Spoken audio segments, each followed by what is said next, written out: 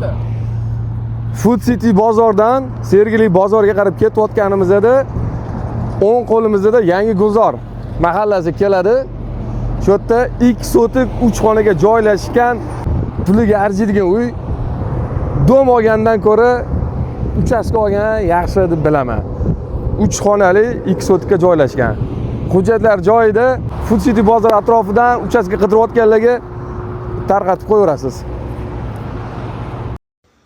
Ko'chamiz yaxshi, qo'ni-qo'shnilar yaxshi. Ko'chamiz mahalla asfalt bo'lgan. Maktab, bog'cha, stadion, chasli bog'chalar shu atrofda to'la yotibdi. Ko'chamiz zo'r, qo'ni-qo'shnilar zo'r. Gaz, svetdan muammo yo'q. Ha, qaranglar, mana shu uchastkamiz sotilyapti. 2 sotik 3 xonaga joylashgan. Yaqinda, hali bir hafta 10 kun bo'lmadi remontdan chiqqaniga. Kosmetika remont bo'lgan. 4 ta devor, hamma xona kosmetikadan chiqdi. Ko'rasizlar, remonti kosmetika, oyon tegi laminat. Remontlari zo'r. 3 ta xonali, xonalar alohida. Hozir planirovkasini qisqacha tushuntiraman. Asosiy eshik kirib kelyapsiz. Uzungina koridorimiz bo'ladi. Chap qo'lda birinchi xona, o'ng qo'lda ikkinchi xona, yana chap qo'lda uchinchi xonamiz, to'g'rida oshxona va vanna tualetimiz joylashgan. Tak, 3 ta xonali, 2 sotikli remontdan yaqinda chiqqan uchastkamizning narxi $60,000 bo'lyapti.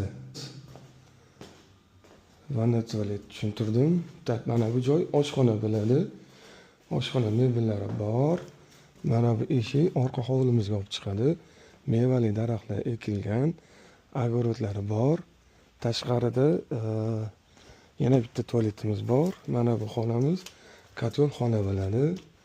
Podvali yo'q, skladi yo'q. Standart hammasi 2 sotik 3 xonali bo'ladi.